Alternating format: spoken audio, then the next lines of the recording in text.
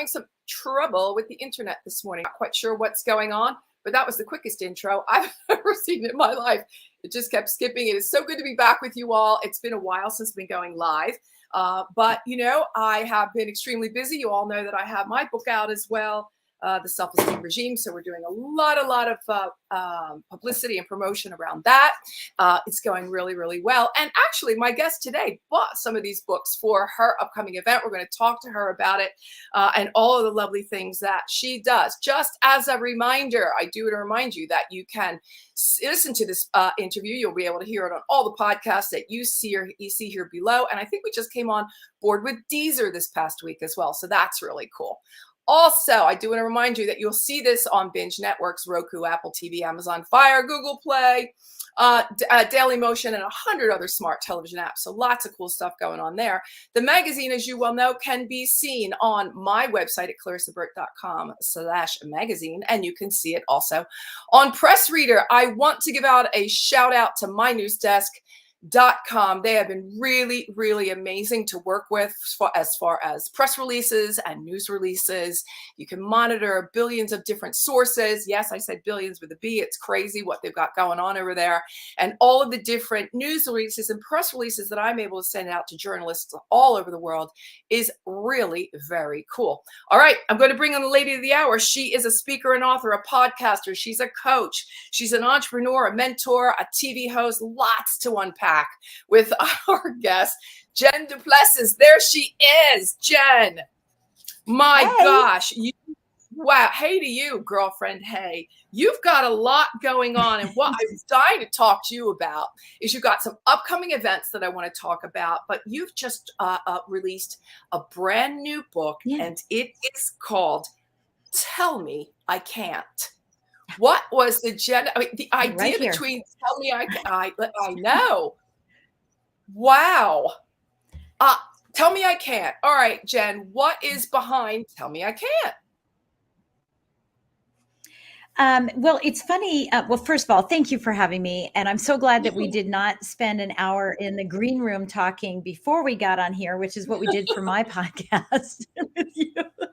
I know. We had such good content. That was fun. That was so much fun. Come on. That was fun. That was fun. It was a good time. So Tell Me I Can't. I mean, really, the book was actually secondary to my talk show that I had. The book was kind of secondary. I was still I wanted to write a book. But I wasn't sure what direction I wanted to go with it. And it started revealing itself, as we went through, and we decided that, the TV show and the book would have the same name, Tell Me I Can't. And, it was really from behind the scenes of just wanting to share a story. It is a fiction book. It is written for women. Men, you can read it, but it is a fiction book written for women. And we positioned and postured it in a way that it was going to be pitched to Hallmark and Lifetime, which we are in the process of doing right now. And it was just it's a book. It's a story about a woman who has her own self-doubts. Not only in life are we told we can't by people, sometimes we're told by ourselves, and she doesn't sabotage herself at all, but she just does have little doubts. And these doubts are doubts that I've had in my life and that you've probably experienced too. But she perseveres and overcomes, and it's just a great fiction book. And so the timing was really good that it came out. But really, Tell Me I Can is, for me is, just part of my story, which I'm sure you're going to ask me about, but is really that we all have gifts. We all have these beautiful gifts. And a lot of times we're told that we can't, and we believe the person who told us because of their limiting beliefs. And so we don't explore what's possible. And so it's to increase the awareness of all the possibilities that we have and the gifts that we each possess. So that when someone tells you you can't, you say, get out of my way, or watch me do it, or whatever your response is to it. Yeah, exactly. Which is what I want everybody to do. Which is also, I'm so thrilled, by the way, that thank you so much for loving my book and having it at your event. I want to talk about the events that you're going to be having. We'll do that in just a minute. But I wanted to understand, first of all, you are, I know, thank you, love, that's so kind. you are an expert in living a life of luxury, priority and time management, business relationships, business scaling, and business management. You also have you're a certified mastermind facilitator. So I know you have your masterminds, but you've been in the real estate industry for a very long time. Yeah, actually, I wasn't in the real estate industry. I was in the mortgage industry. Mortgage. Okay. Yeah. And yeah, I'm a real estate investor, but but I'm not in the real estate business. I've never had a real Okay. estate license or anything like that. All right. Yeah, I was in the mortgage industry for 35 Lending. years. You Right. know, in fact, as we're recording this, tomorrow is my 39th anniversary in the business, because I still consider myself to be in the business. I'm just doing a different role, right? Right. And that is coaching loan officers. But Okay. so yeah, and what I learned in that is I learned how to crack the code on being a top producer. I'm a serial entrepreneur. I have multiple businesses. It's not just mortgages. And and that's really what started propelling and putting me into this life of luxury. It's not a luxurious life. People lead luxurious lives, and that's beautiful for them. A life of luxury is, and as a woman, and men who have heard people say this, is that well, she has the luxury of being able to pick up her kids at school. I'm stuck to my desk working and, trying to create this business, or, I have my job, or they have the luxury of being able to sleep in, or they have the luxury. That's what a life of luxury is. It's making the choice. You have these choices to live a life of luxury, but yet we are so drawn to success and the glorification of busyness. Right. Right. Like eating soup with a fork. We're drawn to this adage that's how I'm going to get to my luxurious lifestyle. And good luck. Yeah. Good luck. No. Yeah, exactly. Exactly. So let's talk about for a second your mastermind. As you well know, I have a mastermind as well. And I tell you, I have made some really amazing connections with the mastermind. And I've incorporated my book into the mastermind so that, I think I was able to merge business and personal in a really, really beautiful way. Yeah. But as as somebody that runs a mastermind, you really want to be giving a whole bunch of value, and you do from a business person, a point of view. But what do you do when personal things come up? Do you address them directly, or is that not what you do? You mean personal things in the mastermind? In the mastermind, yeah. Yeah, More of a curiosity question, so, I think. Yeah. okay. Yeah. It's okay. Yeah. So my mastermind is called Make Your Mark, right? Like, go out there and make your mark. And so people that are most attracted to working with me, either in coaching or in masterminds, are people that are high achievers, right? But they're missing something in their lives. They're missing something. They may, have all this money, success, monetary success, or they're getting there with it, but they're still missing something in their lives. So I'm of the opinion that mindset plus mechanics equals momentum. That's how you're going to go make your mark. So when I'm in the mastermind, because I don't coach people in the mastermind, I mentor people in the mastermind. When I'm in the mastermind, most of the mastermind is mechanical until we roll that up into a high level retreat. And then it's all mindset, all of it, because I feel like people need to have those breakthroughs in order to continue that momentum. So I welcome those breakthroughs. I'm an empath. You and I've talked about that. And so I welcome those types of breakthroughs because I know that there's growth right behind it. So it's sort of like pruning, right? You prune the roses and they don't look so pretty right for a moment, but then they grow so beautiful. And that's exactly what happens. I think I asked the question because I saw that there was some personal development mastery along with the other works that you do.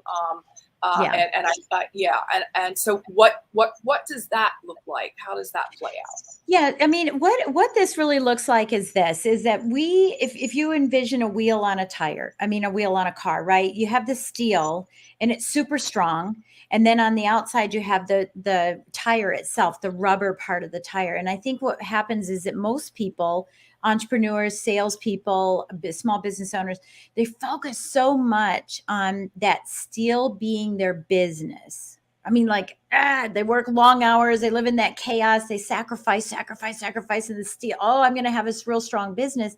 And then the rubber has the nails in it and it's shredding off and it's worn down and that becomes their personal lives. And what I learned through my journey was that it wasn't worth it. And this is where I started saying, I want a life of quality. I want a life of luxury where I get to choose when and with whom I get to grow a business. So if we were to change that picture of a shredded tire and it's flat and it's worn out, and we said, let's just have a big steel tire that is your life, right? And now your life is the strength that creates a 4x4 business, right? That's huge business that's rugged and ready for any terrain to take you where you want to go. That is what I talk to people about, helping them realize that's where, for me, the magic hits the rubber hits the road. Absolutely. And I think as far as personal development mastery is going, I think you're doing all right. If you've been married girlfriend, you've been married for 38 years. You have 2 children and 3 grandchildren in all of your gorgeous glory. I do. Wow. And I'm married to my high school sweetheart, which is what's even funny. We met when we were 14 and 15. Yeah, we'll be celebrating 39 years this year. And yeah, and and I think that's because I've got a 4-wheel drive tire that surrounds my life. My business is big and strong, but my life is steel. Without a doubt. The other thing that I love that you talk about here also is networking mastery. And as entrepreneurs, we know the importance of not only getting up, getting out, going to the events, whether they be virtual, okay, but when I think we can start getting out. You and I met recently at a couple of different events in the last 5-6 months or so, and as much time and effort as it takes, it's still a bunch of fun, I think. But even virtually is fine. I cannot tell you how much networking I have been doing online. But it's not the same as being in person. The importance of it being creating the relationship and maintaining the relationships that you create through networking. How can you best suggest that we do that? It's such a loaded question. And really the reason, and I didn't mean to roll my eyes, because last Friday, I had a 2.5-hour masterclass on this very topic. And I call it Intro to Income, right? How to go from intro to income and build deeper, richer relationships. Right. I think what we do is that a lot of times we're just running around we're not collecting business cards these days, but, virtually collecting names, right? We're collecting names and we're like, oh, I know all these people, but we're not taking, and so that's wide, right? And then others will say, oh, I want deeper relationships, but they don't really know how to go deeper because they're not taking the action to strategically do it, right? Because it has to be strategically done. It just won't happen.